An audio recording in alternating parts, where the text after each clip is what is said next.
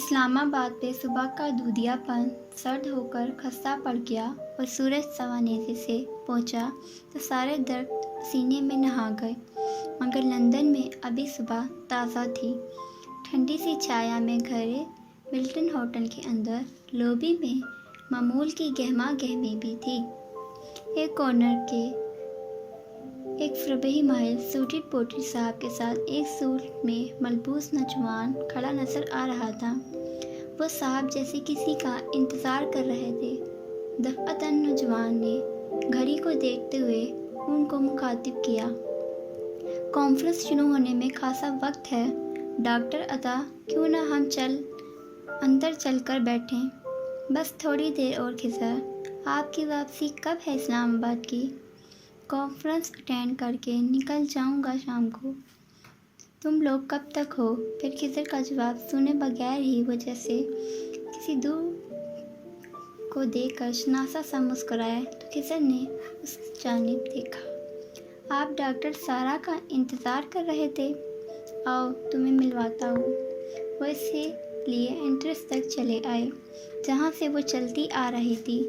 وہ گوری، گلابی، نیلی سبز آنکھوں والی تھی۔ عمر 30 سے 35 کے درمیان، مگر کافی دبلی پتلی، خوبصورت نہیں تھی، پیاری تھی۔ مسکراتی تو آنکھوں کے گرد لکیریں پڑتی۔ بال فرنچ نوٹ میں باندھے رکھے تھے۔ مجموعی طور پر اس کے چہرے پہ ایک سادہ اور پرخلوص سا تاثر تھا۔ وہ ان کو دیکھ کر شناسائی سے سر کو خم دیتی قریب آئی۔ ہاتھ میں فائل، فولڈر، بیگ، بہت کچھ اٹھا رکھا تھا۔ سوری ڈاکٹر عطا، مجھے دیر تو نہیں ہوئی؟ بیٹیوں کو اسلام آباد چھوڑ کر آئی ہوں۔ آپ کو پتہ ہے نا، ان سے تفصیلی بات نہ کر لوں تو مجھے تسلی نہیں ہوتی۔ بہت سادہ اور معذرت بھرے انداز میں بولی۔ بالکل ایسا ہی ہے۔ اچھا، ان سے ملو، یہ خضر ہیں، پلاننگ کمیشن میں، شاید تم نے کبھی ان کو دیکھا ہو۔ اور خضر، یہ ڈاکٹر سارا قاضی ہیں، کیمیکل انجینئر ہیں، تھرکول پاور پروجیکٹ کی پروجیکٹ ڈائریکٹر، پروسیس ڈیزائن میں پی ایچ ڈی کرنے والی پہلی پاکستانی، اور آج کی انٹرنیشنل انرجی ایجنسی کے اس سیمینار میں ہمارے ملک کی نمائندگی کریں گی۔ مختصر یہ ایک راکٹ سائنٹسٹ ہیں۔ بات ختم کر کے انہوں نے فخر سے اس عہدیدار کے تاثرات دیکھے۔ سر، مجھے میڈم کے کریڈینشیل سننا اچھا لگ رہا ہے، ورنہ ہماری بہت اچھی ملاقات ہے۔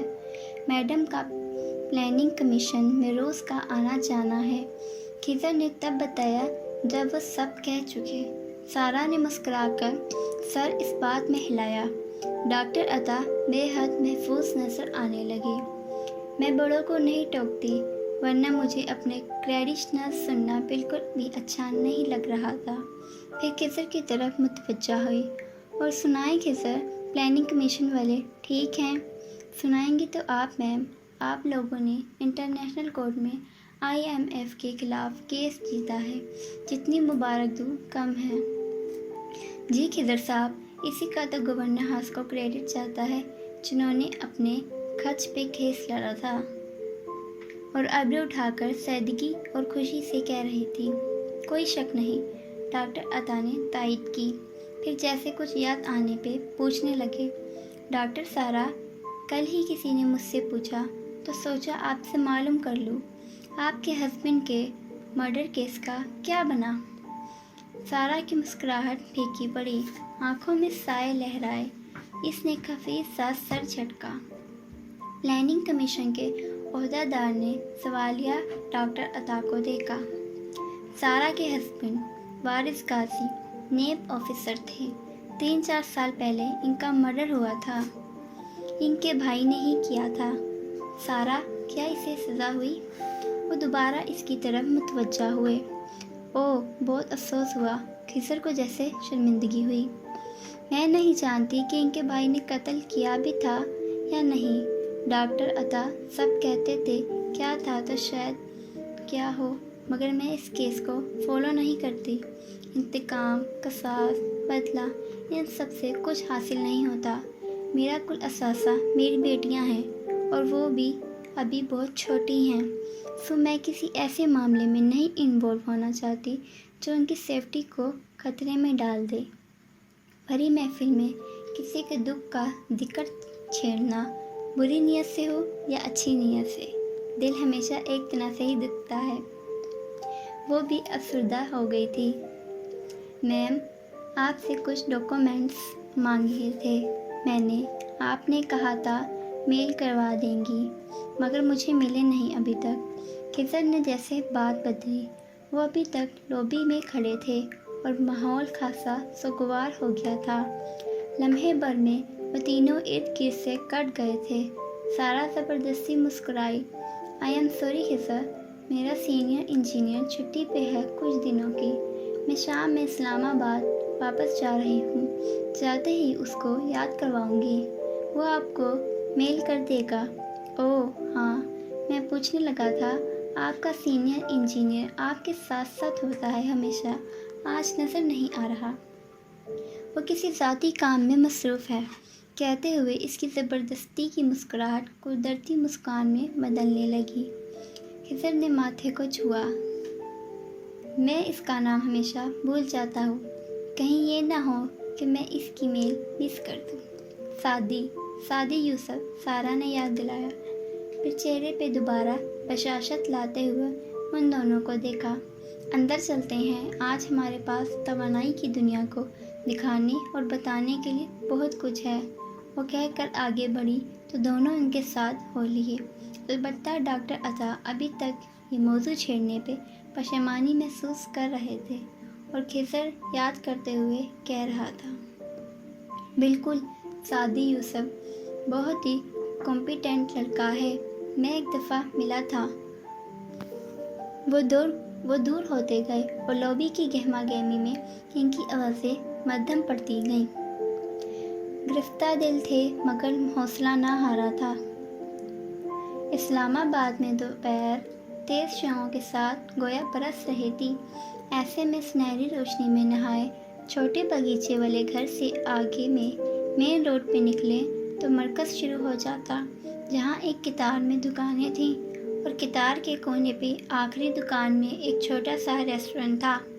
اوپر بڑے سے بورڈ پہ جلی حروف میں لکھا تھا، فوڈلی ایور آفٹر۔ یقیناً یہ پریوں کی کہانیوں کے اختتامی ہیپلی ایور آفٹر کی اشتہا انگیز شکل تھی۔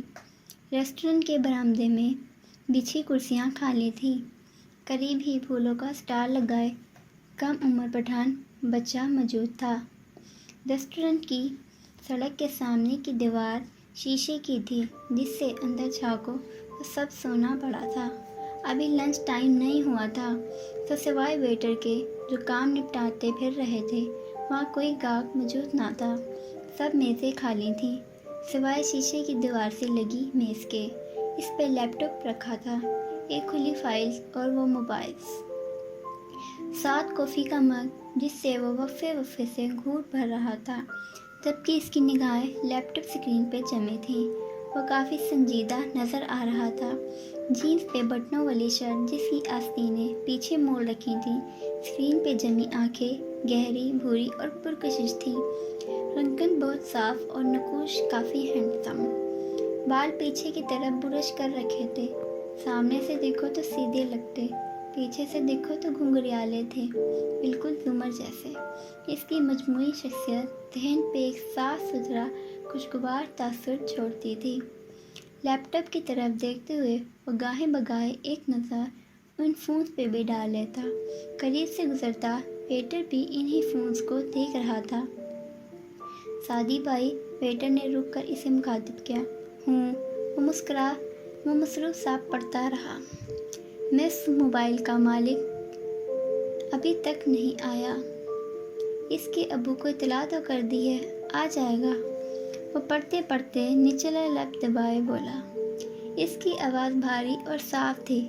اردو کا لہجہ کسی بھی علاقائی زبان کے اثر میں نہیں تھا۔ بڑا کوئی لاپرواہ لڑکا تھا، اتنا قیمتی موبائل میز پہ چھوڑ گیا، آپ نہ دیکھتے تو کوئی چرا کر لے جا چکا ہوتا۔ سعدی کے لبوں پہ ہلکی سی مسکراہٹ آئی، گردن ہلائے بغیر صرف نگاہیں اٹھا کر ویٹر کو دیکھا۔ کسٹمر تو اس کے بعد آئے ہی نہیں، میں نہ ہوتا تب بھی تم دونوں پھر تو رہے ہو، پھر کون چرا کر لے جاتا؟ ویٹر جھیپ گیا، مطلب گم سکتا تھا، گر سکتا تھا۔ شکر آپ نے دیکھ لیا، میڈم کی طرح آپ بھی بہت دیانت دار ہیں بھائی۔ تھوڑا سا مکھن کریم سوپ کے لیے بچا رکھو جنید۔ ہلکی سی مسکراہٹ کے ساتھ نرم سی تنبیہ کرتا وہ اب کچھ ٹائپ کر رہا تھا۔ جنید گڑبڑا کر وہاں سے اٹھ گیا۔ دفعتاً اس نے موبائل اٹھایا اور کال ملائی۔ یہ اس کا اپنا موبائل تھا۔ سعدی یوسف بات کر رہا ہوں۔ ترکول سے جی اس نے رک کر سنا، پھر اس بات نے سر ہلایا۔ جی میں نے وہ رپورٹ دیکھ لی ہے، مگر جو چیز میں نے آپ سے مانگی تھی وہ مکمل نہیں ہے۔ میں آپ کو اپنی ڈیمانڈ لکھ کر میل کر رہا ہوں۔ اگلے ہفتے ہمیں فیلڈ پہ جانا ہے، تب تک۔ وہ دھیمے مگر قطعی لہجے میں بات کرتا رہا تھا۔ اتنے میں بھائی سے پھولوں والا پٹھان لڑکا آ کر اس کے سامنے کرسی کھینچ کر بیٹھ گیا۔ ہاں گل خان، کیسے ہو؟ فون بند کر کے اس نے پھر سے ٹائپ کرتے ہوئے اس کو مخاطب کیا۔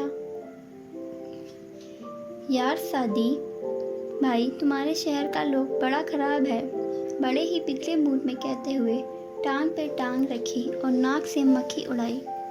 اچھا، اب کیا کر دیا ہے میرے شہر کے لوگوں نے؟ وہ جو سڑک کے دوسری طرف بیٹھا ہے نا؟ اشارے پہ سعدی نے اس طرف دیکھا جہاں دور پھولوں کا ایک اور سٹال لگا تھا، جس کو گل خان سے بڑا بچہ چلا رہا تھا۔ وہ کھانا خراب کا بچہ ہمارا پھول چرانے کے پیچھے ہوتا ہے۔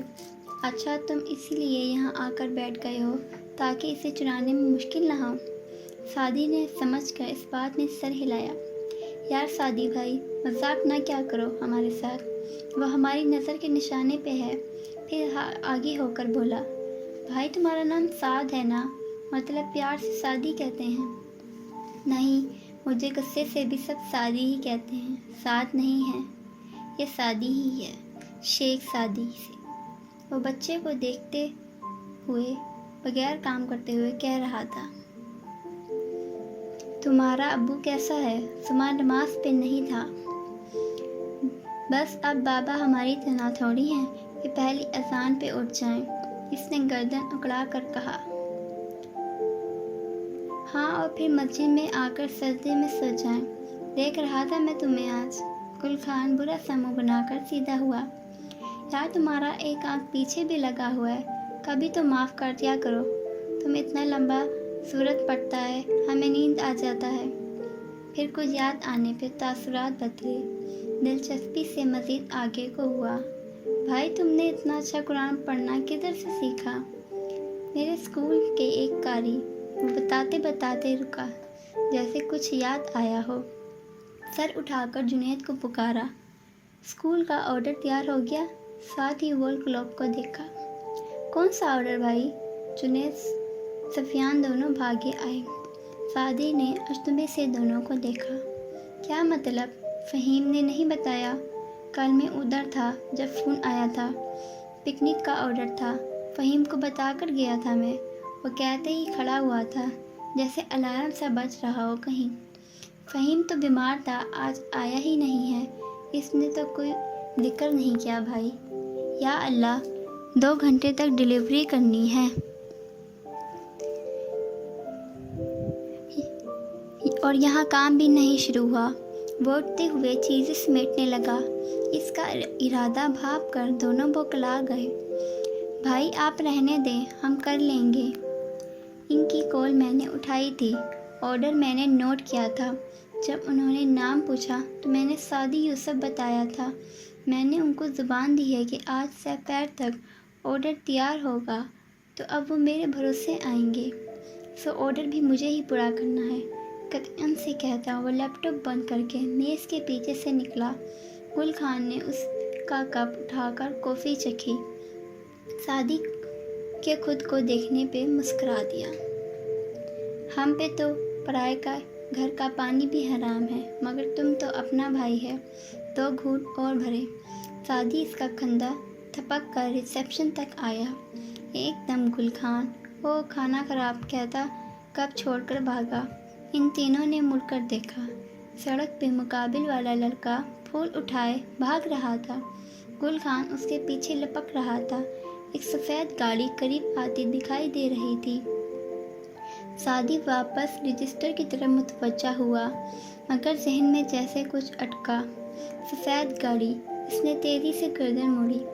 वो सफ़ेद रोल्स रॉयस थी और इसके मालिक को तो वो लाखों में पहचानता था। नौशेरवा कारदार, वो भी इख्तियार ग्लास डोर के करीब आ खड़ा हुआ। तो ठहर तो सही। दोनों लड़के आगे पीछे भागते सड़क पे आए। रोल्स रॉयस ने एकदम ब्रेक लगाए, टायर चिड़चिड़ाए। दूसरा तो भाग गया था। गुल खान दुपक कर सर पे हाथ रखे सड़क पे बैठ गया। गाड़ी का दरवाज़ा खोलकर सुर्ख चेहरा लिए नौशेरवा तेज़ी से बाहर निकला। अंधे इडियट, तुम्हारे बाप की सड़क है, चलने की तमीज़ नहीं है। अभी मेरी गाड़ी कहीं लग जाती तो कैसे नुकसान पूरा करते। अपने माँ बाप को बेचकर। इसका जैसे बस नहीं चल रहा था। लड़के को 2 थप्पड़ लगा दे। ड्रेस, पैंट, शर्ट और ऊपर बना आस्तीन के वेस्ट में मलबूस वो ऑफिस की तैयारी में लग रहा था।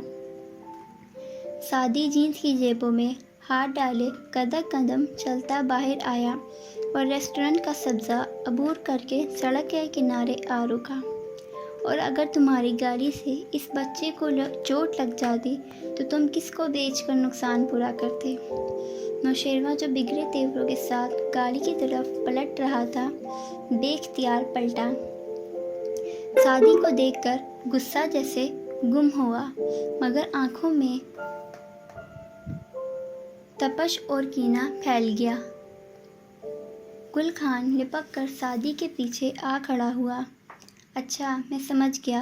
नौशेरवा ने तैश को दबाकर तंजिया मुस्कुराने की कोशिश की। ये शायद तुम्हारा मेन बिजनेस है। इन आवारा लड़कों को चोटें लगवाओ और फिर गाड़ियों के मालिकान से रकम वसूल करो। Good good. क्या ये करने से रेस्टोरेंट का किराया पूरा हो जाता है? सादी आंखें सेकड़े ठंडे तासरात के साथ इसे देखता रहा। मेरा असल बिजनेस तुम अच्छी तरह से जानते हो।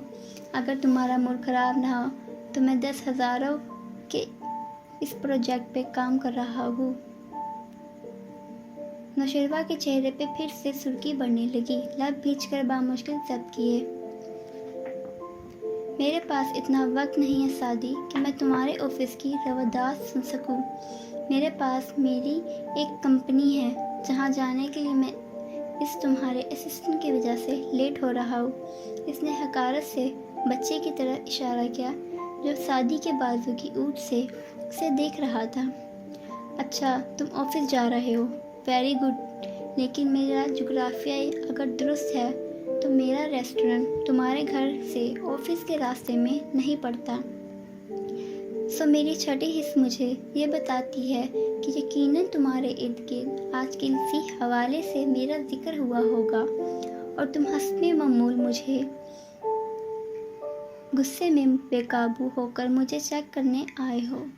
सो अब तुम देख ही चुके हो कि मैं वही सादी हूँ। कंधे ज़रा से उचकाकर सादी ने बहुत आराम से कहा। वेटर जुनैद, सुफियान, गुल खान का बाप और एक राहगीर अब जमा हुए खड़े तमाशा देख रहे थे। सब की शिद्दत से नौशेरवा की आंखें सुर्ख होने लगीं। मैं अच्छी तरह जानता हूँ तुम कौन हो। मैं ये भी जानता हूँ कि मैं कौन हूँ। मैं एक यतीमी में बड़ा होने वाला मिडिल क्लास लड़का हूँ। मेरी माँ ये छोटा सा रेस्टोरेंट चलाती है और मेरा घर इससे भी छोटा है। मैं इंग्लैंड पढ़ने भी स्कॉलरशिप पे गया था और मैंने ज़िंदगी में वो दिन भी देखे हैं जब पैसे ना होने के बाइस हमें चटनी से रोटी खानी पड़ती थी। आज मैं एक केमिकल इंजीनियर हूँ, एक साइंसदान, और आज भी मेरी तनख्वाह बहुत ज़्यादा नहीं है। अपने ख़ानदान, अपने घर, अपनी माली हैसियत, मुझे किसी चीज़ के बारे में सच सच बताने से कोई झिझक महसूस नहीं होती। मैं सादी यूसुफ खान हूँ और यहाँ सब मुझे जानते हैं। क्या अब तुम भरे मजमे में तारुफ करवा सकते हो। नौशेरवा का गुस्सा ठंडा और आंखों की तपश मजीद भड़क चुकी थी। वह खामोश रहा तो सादी ने 2 कदम पीछे हटते हुए कहा, अगर नहीं तो बेहतर है कि तुम अपनी कीमती कार को ठीक से ड्राइव करना सीख लो, क्योंकि ये पहली दफ़ा नहीं है जब तुम गलत ड्राइव कर रही हो, और अगर तुम्हारा यहीं खड़े रहने का इरादा है तो फिर गाड़ी आगे पीछे कर लो ताकि हमारे कस्टमर को तकलीफ़ ना हो। इसी तरह जेबों में हाथ डाले वो वापस पलट गया। छोटे छोटे कदम उठाता वो अंदर आया तो बाहर नौशेरवा गाड़ी में बैठकर उसे स्टार्ट कर रहा था। गुल खान भी उसी के साथ अंदर आया और अब खासी मजबूती से खड़ा था। ना तो सादी भाई, कितने की होगी इसकी डिब्बा गाड़ी जिस पे इतना अकल रहा था। सादी ने हल्का सा मुस्कुरा कर उसे देखा। ज़्यादा नहीं, बस 4-4.5 करोड़ रुपए की। गुल खान का मुंह मारे शौक के खुल गया। सादी आस्तीने फोल्ड करता काउंटर तक आया, मगर उसका फ़ोन बज उठा। नंबर देखकर उसने तेज़ी से कॉल ली। Advocate Khalji calling. जी खलजी भाई, क्या बना, समाअत हो गई? पूछते हुए उसके चेहरे पे लम्हे भर का डर और उम्मीद का मिला-जुला तासुर उभरा। फिर जवाब सुनकर वो तासुर मुस्कुराहट में ढलता गया। रियली, आपको यकीन है ना मामू बरी हो जाएंगे? ओके, मैं दुआ कर रहा हूँ। फ़ोन रखकर उसने फ़ौरन बाहर देखकर नौशेरवा की कार जा चुकी थी। इसकी धूल तक वहाँ नहीं थी। सादी ने पुरअज़म मुस्कुराहट के साथ दूर आसमान को देखा। ये खबर सुनकर आपकी शक्ल कैसी होगी, मैं देखना चाहता हूँ हाशिम भाई। और फिर अमले की तरफ मुड़ गया। कम ऑन बॉयज़, हमारे पास अभी 2 घंटे हैं। कमरा अदालत में गैर मामूली सन्नाटा था। गर्मी अपने चौबन पे थी। ऊंची खिड़कियों से गर्म हवा के थपेड़े अंदर आ रहे थे। ऐसे में इस्तगासा और दफ़ा के बेंचेस पे तनावज़दा सी खामोशी थी। जज साहब कागज़ से पढ़कर अपना तवील फैसला सुना रहे थे और सब मुतवज्जा होकर सुन रहे थे। ऐसे में सिर्फ दफ़ा की कुर्सियों पे बैठा वो सफ़ेद कुर्ते और कसी हुई पोनी वाला मर्द था, जो हर एक से लापरवाह और बेनियाज, कभी एक्सरसाइज के अंदाज में गर्दन को दाएं और बाएं कंधे की तरफ झुकाता, कभी उंगलियां चटकाता, कभी कान की लू मसलने लगता, कभी हल्की हल्की सी शेव से बाल नोचता। कर्ज वो बोर होता दिखाई दे रहा था, मुंह में कुछ चबा भी रहा था। इसकी अपने वकील खलजी साहब भी वक्फे वक्फे से इसको देखते, इनकी अपनी तरफ निगाहें फेरते देखकर वो हल्का सा मुस्कुराता और फिर चेहरा किसी और तरफ मोड़कर बिल्कुल सपाट से तासुरात बना लेता। खलजी साहब सर झटक कर रह जाते। फारिस गाजी उनको उसी तरह कभी कभी आजिज़ कर देता था। अदालत ने सरकार बेनाम फारिस गाजी में तमाम गवाहों, पुलिस और मकतूल के अहले खाना सबके बयानात और दीगर शवाहिद का बगौर ताला किया है। हमने फोरेंसिक रिपोर्ट और पोस्टमार्टम रिपोर्ट और पुलिस की तफ्तीश को भी बहुत तवज्जो से देखा है। जस्टिस साहब की आवाज़ कमरे में गूंज रही थी। ऐसे में फारिस खलजी साहब की तरफ झुका और सरगोशी की। ये कितनी देर तक और बोलेगा? खलजी साहब ने एक बरहम निगाह उस पे डाली। गाजी, थोड़ा सब्र करो, ये तुम्हारी ज़िंदगी का अहम तरीन दिन है। 4 साल से तुम कैद में पड़े हो। आज तुम या रिहा हो जाओगे या फांसी चढ़ोगे। इसने फिलवक्त दुआ की तकीद की। अच्छा, इसने ताबेदारी से सर हिलाया। लेकिन ये अभी कितनी देर और बोलेगा? खलजी साहब ने गहरी सांस ली। जितनी भी देर बोलेगा तुम्हें उसको सुनना होगा। फारिस गहरी सांस लेकर पीछे हो गया। गवाहों के अपने ही बयानात से फिर जाने और बहुत से गवाहान के पेश न होने के बाइस अदालत के लिए फैसला करना आसान हो गया है। जज साहब की आवाज़ गूंज रही थी। वो ऐनक नाक पे धरे, चेहरा झुकाए, नकात पढ़ कर सुना रहे थे। ناکافی گواہیوں اور عدم ثبوتوں کے باعث فارس قاضی پہ لگے الزامات میں شک پیدا ہو گیا ہے۔ استغاثہ کے ثبوت گو کہ اپنی جگہ ٹھوس ہیں، لیکن وہ کسی بھی صورت ریزنیبل ڈاؤٹ سے مستثنیٰ نہیں ہیں۔ اس لیے عدالت ہمیشہ کی طرح شک کا فائدہ ملزم فارس طاہر قاضی کو ہی دینے جا رہی ہے۔ فارس امو میں مسلسل کچھ چباتا کھڑکی سے چھن کر آتی دھوپ کو دیکھ رہا تھا۔ اس کی سنہری آنکھیں روشنی کی کرنوں کے باعث جلتے بجھتے دیوں جیسی لگ رہی تھیں۔ اس زمن میں فارس قاضی والطاہر قاضی اپنی بیوی درتاشا قاضی اور سوتیلے بھائی وارث قاضی کے قتل کے کیس میں مجرم ثابت نہیں ہوتا۔ اس لیے معزز عدالت فارس قاضی کے اوپر لگے تمام چارجز مسترد کر کے پولیس کو ان کی باعزت رہائی کا حکم دیے جا رہی ہے۔ نیز اس کیس سے اور ان الزامات سے ہمیشہ کے لیے ملزم کو بری کرتی ہے۔ خلجی صاحب اور ان کے ساتھی وکلاء بے اختیار کھڑے ہوئے تھے۔ وہ ایک دوسرے سے گلے مل رہے تھے۔ استغاثہ کے بینچ پہ ایک بیزاری سی تھی۔ وہ حیران بھی تھے اور بد دل بھی۔ خاموشی مجروح ہوئی تھی۔ جج صاحب فیصلہ سنا کر اٹھ کے جا رہے تھے۔ آوازیں بلند ہو رہی تھیں۔ ایسے میں خلجی صاحب نے ایک دم اسے ڈھونڈنا چاہا تو دیکھا وہ چپ چاپ کمرہ عدالت سے باہر جا رہا تھا۔ وہ اس کے پیچھے لگ کے ان کا چہرہ فرط جذبات سے تمتما رہا تھا۔ راہداری میں انہوں نے اسے جا لیا۔ وہ سپاہیوں کی معیت میں جا رہا تھا، مگر اس کو ہتھکڑی نہیں لگائی گئی تھی۔ قاضی مبارک ہو۔ وہ اس سے گلے ملے، پھر الگ ہوئے۔ سعدی نے بہت محنت کی تمہارے کیس کے لیے۔ تمہیں بہت مبارک ہو، تم رہا ہو گئے ہو۔ ڈبل جیوپرڈی کے قانون کے تحت اب کبھی بھی ان 2 قتلوں کا مقدمہ تمہارے اوپر نہیں چلایا جائے گا۔ افسوس، فارس نے ہولے سے سر جھٹکا۔ اس کے چہرے پہ سادگی سی تھی۔ صبح 2 پولیس والوں سے جھگڑا ہوا میرا، ابھی ان کو سبق سکھانا تھا، لیکن اب رہا ہو گیا ہوں۔ یہ نہیں ہو سکے گا۔ کچھ دن مل جاتے تو ان کی طبیعت اچھے سے صاف کرتا۔ خلجی صاحب نے افسوس سے اسے دیکھا۔ تمہیں جیل نے کیا بنا دیا ہے فارس قاضی؟ سوائے لڑائی جھگڑے کے تم ہر چیز بھولتے جا رہے ہو۔ تمہاری زبان بھی سی کلاس قیدی والی ہو گئی ہے۔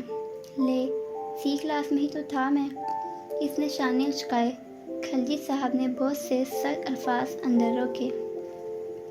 لیکن اب تم رہا ہو گئے ہو۔ اب تم نے اپنی زندگی میں کوئی جلد بازی اور بے وقوفی نہیں کرنی۔ اب یہ معاشرہ، اب یہ بدمعاشوں والے کام چھوڑ دو۔ شریف آدمی بن کر رہو، جیسے سوسائٹی میں رہا جاتا ہے۔ تمہارے خاندان نے بہت بھاگ دوڑ کی ہے تمہارے لیے، اب ان کو اپنی طرف سے پریشان نہ کرو۔ اچھا، وہ لاپرواہی سے ادھر ادھر دیکھ رہا تھا، چہرہ بے تاثر سا تھا۔ اب یہاں سے نکل کر کوشش کرنا کہ اچھی جاب ڈھونڈو، اچھی سی لڑکی سے شادی کرو اور ایک پرسکون زندگی گزارو۔ اپنے غصے کو کنٹرول کرنا سیکھو۔ باہر کی دنیا جیل جیسی نہیں ہے غازی، اس میں تم بات بات پہ لوگوں کی ہڈی پسلی نہیں توڑ سکتے۔ اب تمہیں اپنی زندگی کو سنجیدہ لینا ہوگا۔ پھر رک کر اسے دیکھا۔ کچھ پوچھو گے نہیں اپنے کیس کے بارے میں؟ فارس نے سنجیدگی سے انہیں دیکھا۔ فیس مل گئی آپ کو ابھی یا نہیں؟ خلجی صاحب نے گویا برا مان کر اس کا چہرہ دیکھا، جو بالکل سپاٹ تھا، جیسے کسی بات کا کوئی اثر نہ ہوا ہے۔ اس سے پہلے کہ وہ کچھ کہتے، انہوں نے یکایک کچھ محسوس کیا، جیسے ایک لمحے کے لیے کچھ بدلا تھا۔ فارس کی نگاہوں کا رخ، وہ ان کے کندھے کے پیچھے کسی کو دیکھ رہا تھا، اور اس کی آنکھوں کی ساری کیفیت بدل گئی تھی۔ خلجی صاحب نے پلٹ کر دیکھا۔ راہداری میں بہت سے لوگ چلتے جا رہے تھے، ان میں وہ بھی تھی، گھنگریالے بالوں والی پروسیکٹر جس کی ناک میں ہیرے کی ایک لوم دمک رہی تھی۔ وہ 2 عورتوں کے ہمراہ چلتی سیدھ میں دہکتی آگے آ رہی تھی۔ فارس کے قریب سے گزری تو نگاہ اٹھائی اس کی آنکھیں بھوری تھیں۔ ایک ثانیہ کو بھوری آنکھیں سنہری آنکھوں سے ملی، پھر وہ آگے بڑھ گئی۔ فارس غازی کا چہرہ اس ایک پل میں بالکل بدل گیا تھا، جیسے وہ کوئی اور انسان ہو، لیکن اگلے ہی پل وہ واپس ویسا ہی ہو گیا اور سر چھٹک کر دوسری سمت میں ہو لیا۔ خلجی صاحب نے بہت دفعہ ان دونوں کو راہداریوں اور برآمدوں میں ایک دوسرے کے پاس سے گزرتے دیکھا تھا۔ ہر دفعہ ایک لمحہ ضرور آتا تھا۔ اس کی رہائی کی خبر ہاشم کو جب ملی تو وہ کوریڈور میں کھڑا کسی سے فون پہ بات کر رہا تھا۔ اس نے کمال ضبط سے اپنے کڑوے ہوتے تاثرات چھپا لیے۔ وہ ابھی اتنا مصروف تھا کہ ایک دم ریئیکٹ نہیں کر سکتا تھا۔ البتہ اس نے خود سے عہد کیا کہ اگر اس میں سعدی کا ہاتھ ہے تو اسے حساب دینا ہوگا، اور توجہ زمر کی طرف مبذول کر دی، جو سامنے سے فائل کے صفحے سرسری انداز میں پلٹتی تیز تیز اس کی طرف آ رہی تھی۔ ایک معمر خاتون اور ایک دوپٹہ اوڑھے نوجوان لڑکی بھی اس کے ہمراہ تھی۔ ہاشم کوریڈور کے سرے پہ اسے ملا تھا۔ زمر اس کے سلام کا مختصر جواب دے کر آگے ہو لی۔ وہ بنا کچھ کہے ساتھ چلنے لگا۔ ایک کریو کٹ والا نوجوان اس کی بائیں جانب تھا۔ کورٹ روم تک کی یہ واک خاموشی سے کٹ جاتی اگر ہاشم کی کسی بات کے جواب میں وہ نوجوان بکھرے تاثرات سے یہ نہ کہتا، انہیں میرا شکر گزار ہونا چاہیے کہ میں رقم ادا کر رہا ہوں، ورنہ کورٹ میں یہ مجھے ریپسٹ والا ثابت نہیں کر سکتے تھے۔ ساتھ ہی دبے دبے غصے سے اس لڑکی کو دیکھا۔ ہاشم نے نظروں سے تنبیہ کی، مگر زمر کے قدم ایک دم رکے تھے۔ وہ گھوم کر اس کے سامنے آئی اور سنجیدہ مگر تیکھی نگاہوں سے اسے کو دیکھا۔ آپ کو میرا شکر گزار ہونا چاہیے کہ میں نے آپ کو سیٹلمنٹ دی ہے، ورنہ اگر ہم ٹرائل پہ جاتے تو آپ کو معلوم ہے کیا ہوتا۔ ہاشم نے ایبرو اٹھا کر لڑکے کو خاموش رہنے کا اشارہ کیا، مگر وہ جو پہلے ہی بہت برے موڈ میں تھا اکھڑا اکھڑا سا بولا، میں باعزت بری ہو جاتا اور مجھے یہ پیسے نہ دینے پڑتے، اور میری جاب۔ مدعی لڑکی کی ماں ہلکی سے کچھ بڑبڑائی تھی۔ ہاشم نے لڑکے کو دیکھا۔ ہاشم نے لڑکے کو ہاتھ اٹھا کر خاموش کروایا اور زمر کو دیکھ کر سنجیدگی سے بولا، میڈم پروسیکٹر، میں آپ کو بتاتا ہوں کہ ٹرائل پر جانے کے بعد کیا ہوگا۔ الفاظ کی سنجیدگی کے باوجود ہاشم کی مسکراہٹ برقرار تھی۔ 12 سال، کم سے کم بھی 12 سال کیس عدالت میں چلے گا اور کچھ ثابت نہیں ہوگا۔ ثنا نے فرید کو خود وہاں سے بلایا تھا۔ میرے پاس ان کے ٹیکسٹ میسیجز کا ریکارڈ ہے، اور اس بات سے ثنا انکار نہیں کر رہی کہ ان کا چھوٹا موٹا صحیح مگر افیئر تو تھا نا۔ نہ صرف میں عدالت میں اس افیئر کے ثبوت پیش کروں گا، بلکہ 10 ایسے لوگوں کو بھی لاؤں گا جن کو اس لڑکی نے زندگی میں کبھی دیکھا بھی نہیں ہوگا۔ وہ قرآن پاک پہ ہاتھ رکھ کر کہیں گے کہ ان کے ساتھ بھی یہی کر چکی ہے۔ میں اس کو عدالت میں پیشہ ور عورت ثابت کر کے دکھاؤں گا۔ اس کا خاندان اور محلہ اس کو ڈس آن کر دے گا، کوئی اس سے شادی نہیں کرے گا، اور 12 سال بعد آخری پیشی پہ جب یہ رہا ہو جائے گی تو اس کے پاس نہ شوہر ہوگا اور نہ بچے۔ اس لیے آپ کو واقعی ہمارا شکر گزار ہونا چاہیے کہ ہم نے آپ کو سیٹلمنٹ دی ہے۔ فرید نے فخریہ مسکرا کر ہاشم کو دیکھا۔ ثنا کی ماں نے لبوں میں کوئی بددعا بڑبڑائی۔ ثنا کے چہرے کا رنگ بدل چکا تھا۔ زمر ہلکا سا مسکرائی اور نفی میں سر ہلایا۔ اصل میں ہوگا یہ ہاشم کہ جب میں کیس ٹرائل پہ جائے گا تو اسے ٹرائل تک نہیں رکھوں گی، پہلے مہینے میں ہی پوری سٹوری میڈیا پہ لیک کر دوں گی۔ اس شام کے اخبار کی سرخی جتنا کیس 9 بجے کی خبروں میں آئے گا، 8 اور 10 بجے والے ٹاک شوز اس پہ بات کریں گے۔ ثنا کو مارننگ شوز پہ بلایا جائے گا، جہاں یہ میل شاونسٹ قسم کی خواتین کے ساتھ بیٹھ کر ظلم کی پوری داستان سنائے گی۔ NGOs اس کے لیے واک کریں گی۔ یہ انٹرنیشنل سیمینارز پہ مدعو ہوگی۔